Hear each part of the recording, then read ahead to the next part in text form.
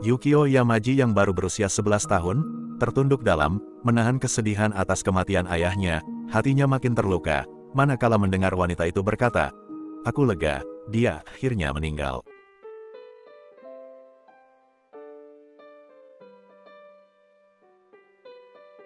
Halo orang-orang baik, terima kasih sudah klik video ini, selamat datang di channel The Purbas. Apa kabar kalian hari ini? Semoga kalian senantiasa dalam kondisi sehat walafiat ya, semoga rezeki selalu berlimpah, dan semoga semua urusan kalian mendapatkan kelancaran. Di video kali ini, saya akan membawa kalian berkunjung ke negeri matahari terbit, dan mengupas kisah tentang Yukio Yamaji, seorang pembunuh sadis, terpidana mati paling muda dari Jepang.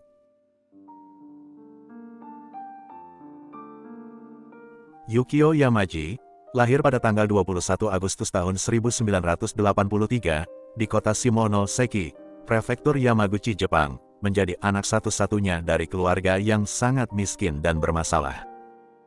Walaupun berstatus sebagai anak tunggal, bukan berarti Yukio selalu dimanja dan disayang kedua orang tuanya. Masa kecil Yukio diisi dengan menyaksikan pertengkaran demi pertengkaran antara ayah dan ibunya, dan tak jarang, pertengkaran tersebut berakhir dengan aksi KDRT. Ayahnya bekerja sebagai kuli bangunan, yang menghabiskan hampir seluruh uang gajinya untuk membeli minuman keras. Setelah selesai dari pekerjaannya di lokasi konstruksi, sang ayah lebih banyak menghabiskan waktu di bar-bar minuman, pulang ke rumah dalam kondisi mabuk dan bertengkar dengan sang ibu. Ibu Yukio juga tidak lebih baik, di mana sehari-hari, sang ibu bekerja di toko kelontong, pulang kerja, wanita itu malah mampir ke rumah teman atau saudaranya untuk berjudi. Ketika Yukio masih bayi dan balita, dia sering dititipkan dengan sang nenek. Namun ketika dia masuk sekolah dasar, si nenek wafat, alhasil Yukio sering ditinggal sendirian di rumah dengan perut yang lapar. Pulang dari sekolah tak ada siapa-siapa di rumah, pun tak ada makanan di atas meja, Yukio baru bisa makan kalau ayah atau ibunya sudah pulang ke rumah di malam hari. Menariknya di sini, walaupun sang ayah kasar dan sering melakukan KDRT kepada istrinya, pria itu sangat menyayangi Yukio dan tidak pernah berbuat kasar, berbeda dengan sang ibu yang sering memukul, memaki, dan menghukum Yukio setiap kali bocah itu melakukan kesalahan. Yukio tidak diurus dengan baik di rumah, tidak bahagia, tidak disayang dan diabaikan. Di sekolah kondisinya pun tak jauh berbeda. Yukio kecil adalah siswa yang pendiam dan pemalu, atau bisa dibilang minder karena pengaruh dari tekanan psikis di rumah. Tak hanya sesama murid, para guru kerap membulinya di sekolah. Memutuskan untuk melawan. Ketika seorang murid memukulnya, Yukio mengeluarkan sebilah pisau dan mengancam akan melukai siapa saja yang berani mengganggunya. Sejak saat itu, Yukio mendapat julukan sebagai anak setan. Suatu hari di awal bulan Januari tahun 95, Yukio pulang ke rumah mendapati sang ayah bersandar tak sadarkan diri di kursi, terlihat juga di sekitar mulutnya mengeluarkan darah. Yukio yang panik, segera berlari ke toko tempat ibunya bekerja, untuk memberitahu kondisi sang ayah, tapi ibunya malah acuh, mengusirnya dan berkata bahwa Yukio mengganggunya bekerja.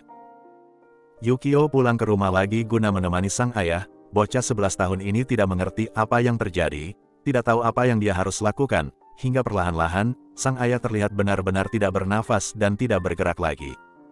Menjelang malam barulah ibunya pulang dan mendapati sang suami yang sudah meninggal. Wanita itu menelpon ambulans, tapi sudah tidak ada lagi yang bisa dilakukan untuk menyelamatkan nyawa suaminya. Ayah Yukio dinyatakan meninggal akibat sirosis, kerusakan hati sebagai efek dari konsumsi alkohol yang berlebihan. Yukio sangat terpukul, walaupun ayahnya bukan ayah terbaik di dunia, tapi setidaknya pria itu bersikap baik kepadanya selama ini, hanya ayahnya satu-satunya orang yang peduli dengan Yukio. Yang lebih menyakitkan lagi, di pemakaman, Yukio mendengar dengan jelas ketika ibunya berbisik kepada salah satu kerabat, dan berkata bahwa dia lega, akhirnya pria itu meninggal dunia. Yukio berpikir andai ibunya mau ikut pulang saat itu, andai ayahnya lebih cepat ditolong, mungkin ayahnya tidak pergi meninggalkannya secepat ini. Di hari itu, di pemakaman ayahnya, di usia 11 tahun, Yukio mulai menyimpan kebencian terhadap ibunya.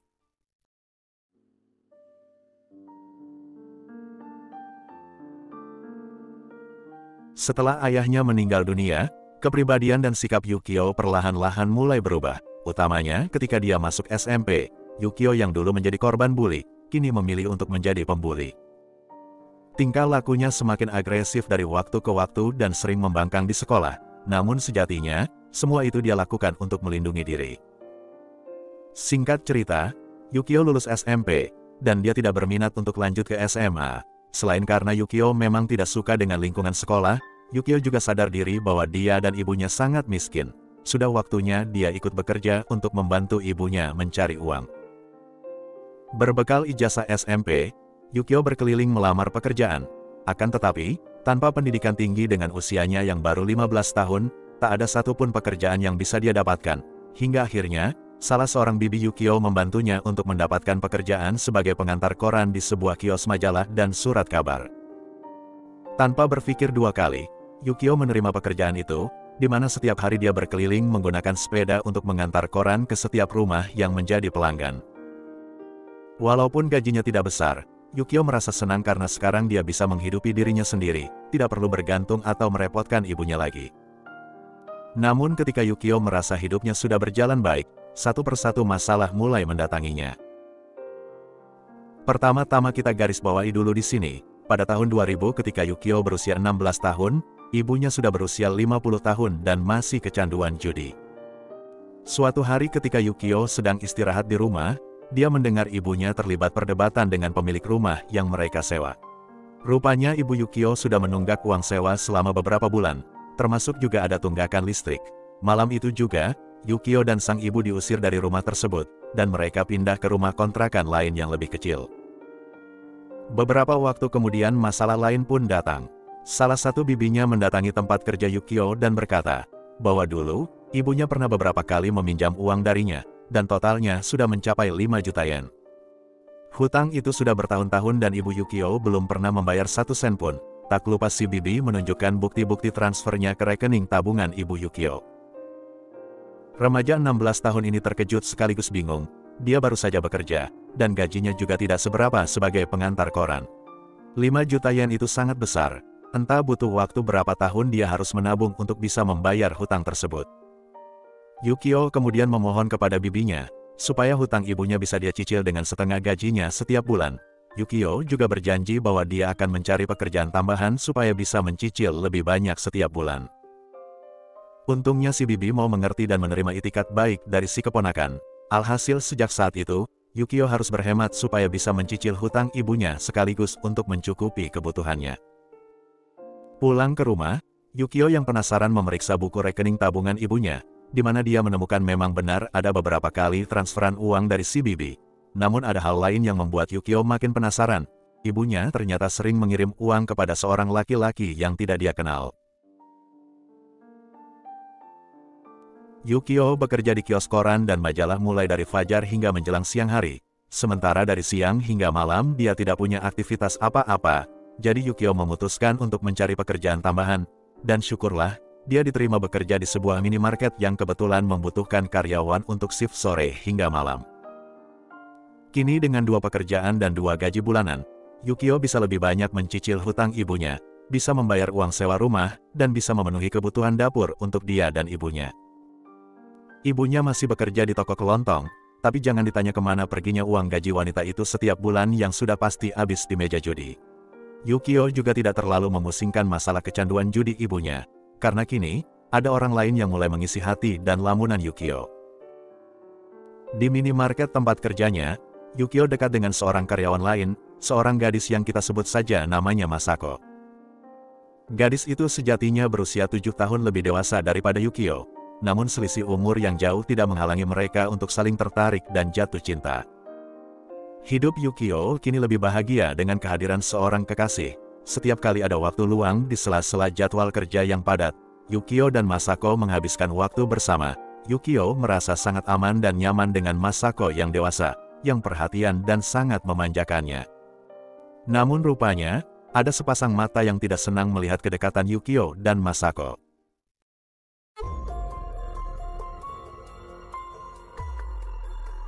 Di penghujung bulan Juli tahun 2000, tiba-tiba saja tanpa alasan yang jelas, Masako memutuskan hubungannya bersama Yukio. Tentunya remaja itu tidak terima dengan keputusan kekasihnya, dan bertanya apa alasan Masako ingin berpisah. Awalnya gadis itu diam dan tidak mau mengemukakan alasannya, Namun setelah didesak berulang kali, Masako mengungkap bahwa ibu Yukio menghubunginya dan memintanya untuk meninggalkan Yukio. Menurut ibu Yukio, Masako telah memanfaatkan kepolosan putranya. Hubungan mereka juga termasuk tidak pantas, karena bagaimanapun, Yukio adalah remaja di bawah umur, sementara Masako adalah wanita dewasa. Yukio berkata supaya Masako tidak mendengarkan ucapan ibunya. Yukio juga membujuk gadisnya agar mereka tidak berpisah. Tapi nasi sudah menjadi bubur, di dalam hatinya, Masako juga membenarkan ucapan ibu Yukio. Perbedaan usia mereka terlampau jauh. Yukio masih remaja sementara dia sudah dewasa. Dilihat dari sudut pandang manapun, hubungan mereka tetap saja tidak pantas. Yukio tidak bisa lagi mengubah keputusan Masako dan pulang ke rumah membawa hati yang panas. Tiba di rumah, dia mendapati sang ibu sedang berada di dapur.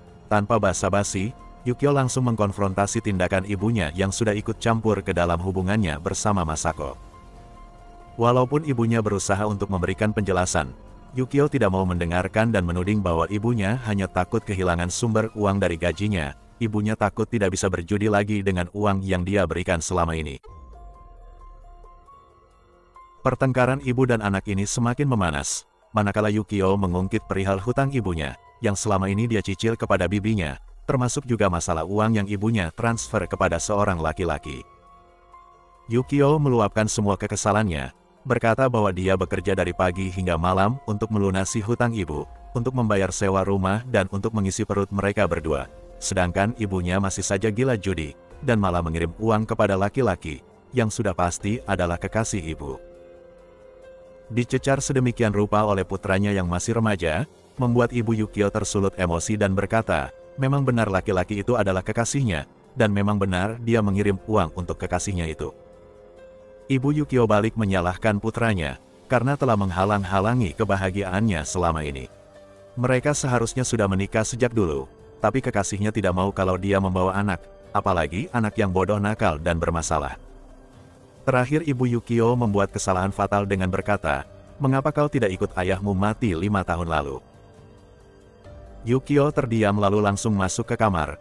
Emosinya masih belum reda karena mendengar ucapan sang ibu. Tak sengaja matanya tertuju pada tongkat besi yang ada di sudut kamar. Tanpa berpikir panjang, Yukio meraih benda itu dan menghampiri ibunya di dapur. Detik berikutnya, Yukio berulang kali menghantamkan besi itu ke kepala ibunya, terus-menerus tak terhitung berapa kali sampai dia lelah kehabisan tenaga. Setelah itu, Yukio duduk di kursi dapur dan menyalakan sebatang rokok. Entah apa yang ada di pikirannya saat itu, yang pasti beberapa menit kemudian, dia masuk ke kamar mandi, melepas semua pakaiannya yang penuh noda darah lalu membersihkan diri. Kemudian Yukio memakai pakaian yang bersih dan keluar meninggalkan rumah, menuju minimarket untuk kembali bekerja. Pulang bekerja di malam hari, Yukio masuk ke kamar lalu tidur, sama sekali tidak terganggu dengan keberadaan jasad ibunya di dapur. Keesokan harinya, Yukio beraktivitas seperti biasa seolah tak terjadi apa-apa, mengantar koran dari pagi hingga siang, lanjut kerja di minimarket sampai malam. Dia bahkan sempat menghabiskan waktu bersama Masako, walaupun gadis itu belum setuju untuk menyambung lagi tali cinta mereka. Hingga besoknya pada tanggal 31 Juli tahun 2000, Yukio kembali duduk di meja dapur menghadap mayat ibunya yang sudah mulai membusuk. Tak tahu apa yang harus dia lakukan terhadap jasad itu. Alhasil, Yukio mengeluarkan handphonenya, lalu menghubungi polisi. Ketika beberapa petugas masuk ke rumahnya, para polisi ini tercengang melihat pemandangan jasad wanita yang wajahnya sudah tidak bisa dikenali lagi. Sementara itu, Yukio masih di posisi yang sama, duduk di kursi dapur sambil terus sibuk dengan HP-nya, entah sedang main game jadul atau sedang berkirim pesan teks dengan seseorang. Salah satu petugas polisi bertanya kepada Yukio, "Apa yang terjadi?" Yang dijawab dengan tenang oleh remaja itu, "Aku membunuh ibuku 2 hari yang lalu." Yukio pun diamankan dan dibawa ke kantor polisi, sementara jasad ibunya diurus oleh petugas lain. Yukio Yamaji selanjutnya ditetapkan sebagai tersangka dalam kasus pembunuhan ibunya. Namun ada satu hal penting terkait kasus ini. Yukio baru berumur 16 tahun saat melakukan kejahatan, yang artinya, dia tidak otomatis bisa dipidana sesuai hukum yang berlaku di negara Jepang.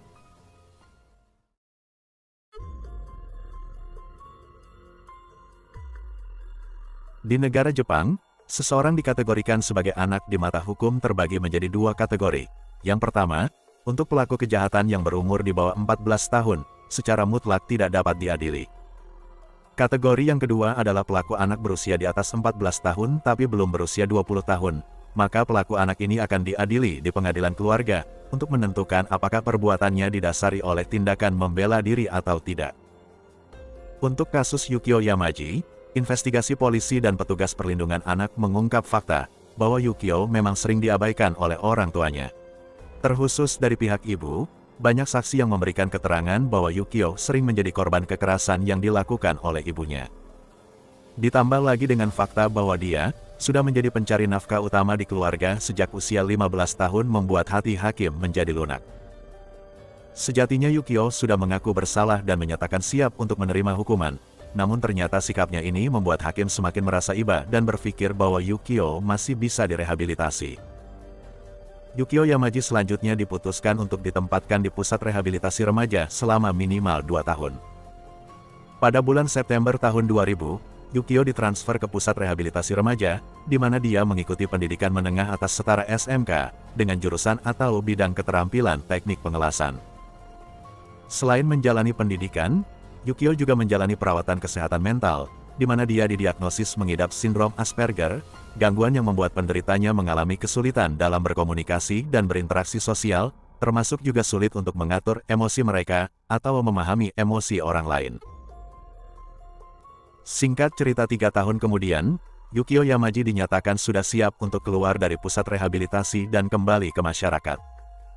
Sebelum kita lanjut, saya ingin tahu bagaimana pendapat kalian mengenai vonis hakim yang membebaskan Yukio dari hukuman dan mengirimnya ke pusat rehabilitasi remaja. Apakah itu tindakan yang benar atau tidak? Coba tulis pendapat kalian di kolom komentar. Saya pribadi merasa kalau itu adalah keputusan yang salah, atau setidaknya, Yukio harus benar-benar mendapatkan pendampingan dan pengawasan setelah dia keluar dari pusat rehabilitasi remaja. Yang nyatanya, pengawasan itu tidak dilakukan. Yukio seolah-olah dilemparkan begitu saja ke hutan belantara, di usia 20 tahun lewat 2 bulan yang mereka anggap sudah dewasa. Yukio yang sebatang kara tidak tahu harus memulai ulang hidupnya dari mana. Semua kerabat, baik itu dari pihak ayah maupun pihak ibu, tidak ada yang mau berurusan dengan Yukio. Dia mendatangi bos di 2 tempat kerjanya dulu, mencoba untuk bekerja lagi di sana, tapi tentunya mereka sudah tidak mau lagi berurusan dengan Yukio. Pemuda ini juga sempat mencoba untuk bertemu dengan Masako kekasihnya dulu, yang ternyata, Masako sudah menikah dan pindah ke kota lain.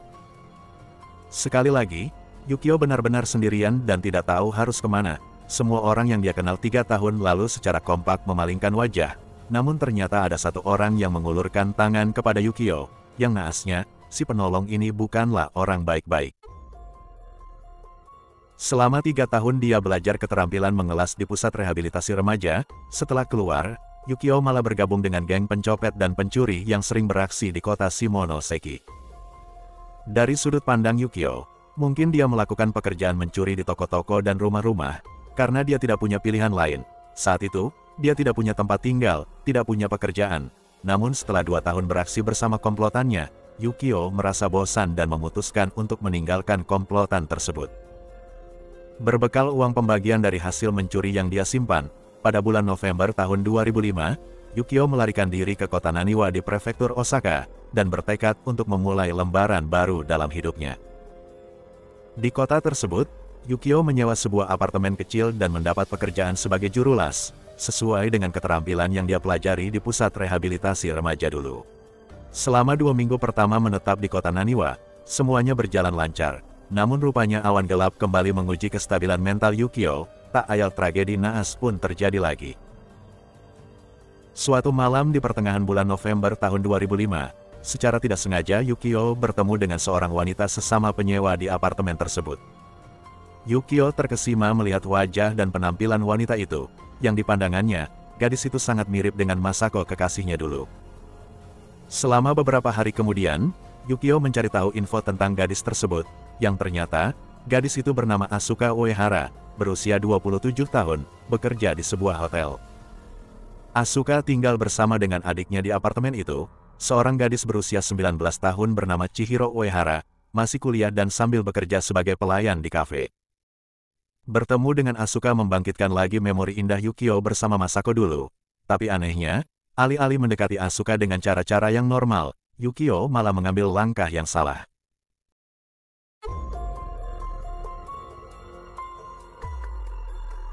Malam hari di tanggal 17 November tahun 2005, Yukio menerobos masuk ke unit apartemen Asuka dan Chihiro.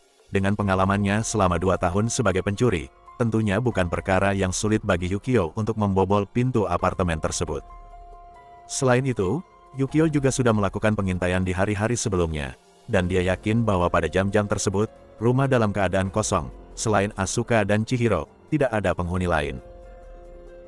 Yukio sudah berhasil masuk dan mulai mengamati satu persatu perabot atau benda milik Asuka dan Chihiro.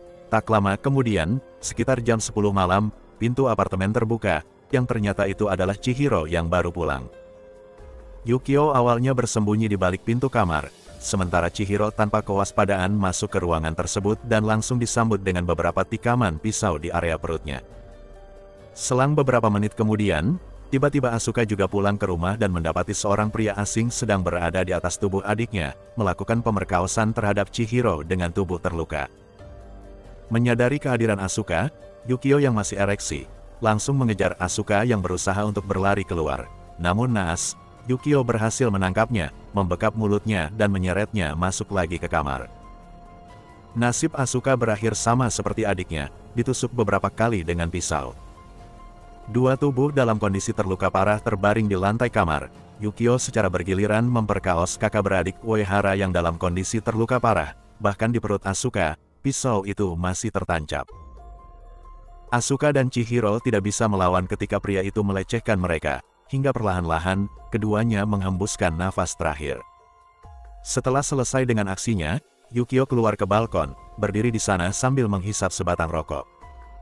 Setelah hisapan terakhir, Yukio menggeledah tas dua korbannya, yang kebetulan saat itu di tas Asuka ada uang tunai sebanyak 5.000 yen.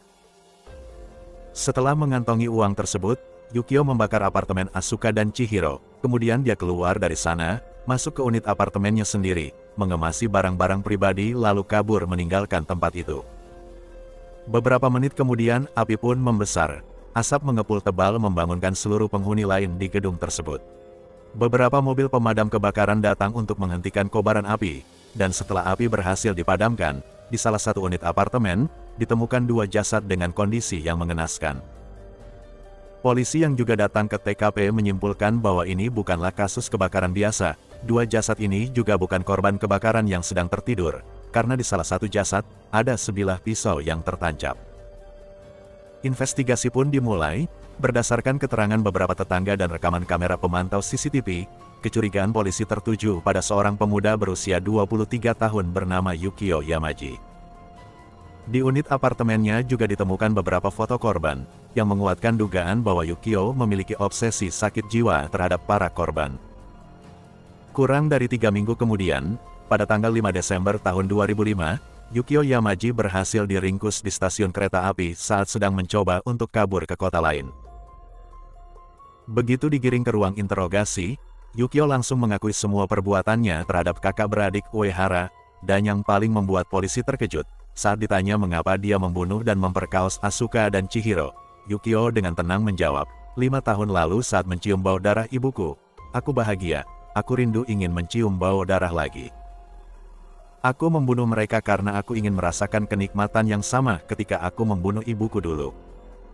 Yukio Yamaji selanjutnya ditetapkan sebagai tersangka dalam kasus pembunuhan Asuka dan Chihiro Uehara. Sidangnya sendiri dimulai pada bulan Mei tahun 2006, di mana Yukio secara sukarela mengaku bersalah atas pembunuhan Asuka dan Chihiro Uehara. Pengacara pembela Yukio masih berusaha untuk menyelamatkannya dari hukuman mati, dengan dalih bahwa Yukio memiliki trauma masa kecil, memiliki pengasuhan yang buruk dari orang tua yang bermasalah. Selain itu, Yukio juga pernah didiagnosis mengidap sindrom Asperger, sehingga dia tidak bisa membedakan mana yang benar mana yang salah. Di lain pihak, jaksa penuntut menyatakan bahwa walaupun Yukio memiliki kondisi sindrom Asperger, tapi perbuatannya jelas-jelas menunjukkan bahwa dia sadar akan konsekuensi dari perbuatannya. Pertama-tama, dia melakukan pengintaian terlebih dahulu sebelum beraksi, yang artinya, aksi Yukio adalah kejahatan yang sudah direncanakan. Yang kedua, Yukio mengambil uang milik korban yang dia gunakan sebagai tambahan uang untuk membiayai pelariannya, jadi Yukio sadar bahwa dia akan menerima konsekuensi dari perbuatannya, makanya dia melarikan diri. Fakta bahwa Yukio Yamaji pernah melakukan pembunuhan sadis terhadap ibu kandungnya di tahun 2000, semakin meyakinkan jaksa bahwa terdakwa yang sedang mereka adili adalah penjahat yang berpotensi untuk menjadi pembunuh berantai di masa depan. Jadi satu-satunya cara untuk menghindari jatuhnya korban-korban berikutnya, jaksa menuntut agar Yukio Yamaji dijatuhi hukuman mati.